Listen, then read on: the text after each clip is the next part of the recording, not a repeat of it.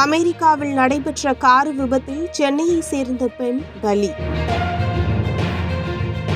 சென்னையை சேர்ந்த தர்ஷினி வாசுதேவன் உட்பட 4 பேர் அமெரிக்காவில் உள்ள டெக்சஸ் மாகாணத்தில் வாடகை செயலி மூலம் கார் புக் செய்து அதில் பயணித்துக் கொண்டிருந்தனர்.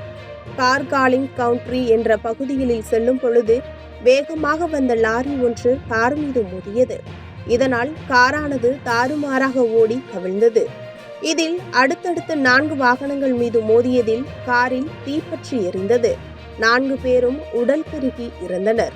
இந்த சூழலில் தனது மகள் தர்ஷினி வாசுதேவன் கொல்லப்பட்ட மல்டி வேர்ல்ட் கார் விபத்து பற்றி அறிந்து கொள்வதற்கு முன்பு ஒரு அவநம்பிக்கையான தந்தை வெளிவிவகார அமைச்சர் டாக்டர் எஸ். ஜெயசங்கரை சமூக ஊடக இடுகையில் குறுஞ்சொல்லி அவரை கண்டுபிடிக்க அரசாங்கத்தின் உதவியை கோரியுள்ளார். அந்த பதிவில் சென்னையை சேர்ந்த திரு வாசுதேவன் தனது மகள் கடந்த 3 ஆண்டுகளாக அமெரிக்காவில் இருப்பதாகவும் டெக்சஸில் உள்ள பிரெஸ்கோவில் வசிப்பதாகவும் கூறினார். அவர் 1 வருடத்திற்கு முன்பு தனது MS படிப்பை முடித்தார் மற்றும் கடந்த 1 வருடமாக வேலை செய்தார் என்று அதில் எழுதியுள்ளார். நேற்று மாலை அவர் மேலும் 3 பேருடன் கார் புக்கிங்கில் மதியம் 3 மணி முதல் மாலை 4 மணி வரை சுறுசுறுப்பாக செய்தி அனுப்பினார்.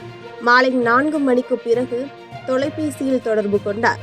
அவருடன் பயணித்த மற்ற 3 பேருடன் தொடர்பு கொள்ள முடியவில்லை என்று அவர் கூறினார். எக்ஸில் உள்ள இடுகையில் நம்பகத்தன்மையை NDTVயால் சரிபார்க்க முடியவில்லை. பயணம் பிரெஸ்கோவில் இருந்து பென்டன்லீலேவுக்கு நீண்ட வார இறுதி என்பதால் அவர் பயணத்திற்கு முன்பதிவு செய்துள்ளார். நாங்கள் பெற்றோர்கள் மிகவும் கவலைப்பட்டிருக்கிறோம். கிட்டத்தட்ட 12 மணி நேரம் ஆகியும் எங்கள் மகளின் நிலை என்னவென்று தெரியவில்லை. தயவு செய்து உதவுங்கள். இவ்வாறு அதில் கூறப்பட்டுள்ளது.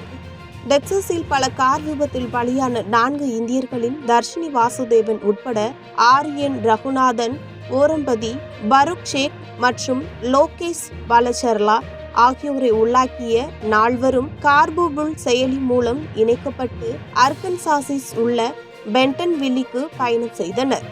தர்ஷினி தனது மாமாவை சந்திக்க சென்று கொண்டிருந்த போது ஓரம்பதியும் ஷோவுக்கு டெக்சஸில் இருந்து பென்டன்வில்லில் உள்ள தங்கள் வீடுகளுக்கு திரும்பிக் கொண்டிருந்தனர்.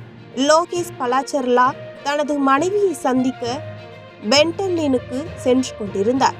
அவர்கள் பயன்படுத்திய கார்பூலிங் செயலி மூலம் அதிகாரிகள் அவர்களை அடையாளம் காண முடிந்தது.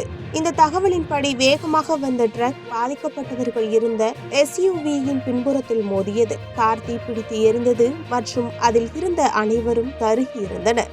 அடையாளங்களை உறுதிப்படுத்த அதிகாரிகள் இப்போது DNA, கைரேகை, பற்கள், எலும்பு எச்சைகளை நம்பியுள்ளனர். உடல்களை அடையாளம் காண DNA கைரேகை எடுக்கப்படும். மேலும் மாதிரிகள் பெற்றோருடன் பொருத்தப்படும் என்று உள்ளூர் அதிகாரி ஒருவர் கூறியுள்ளார்.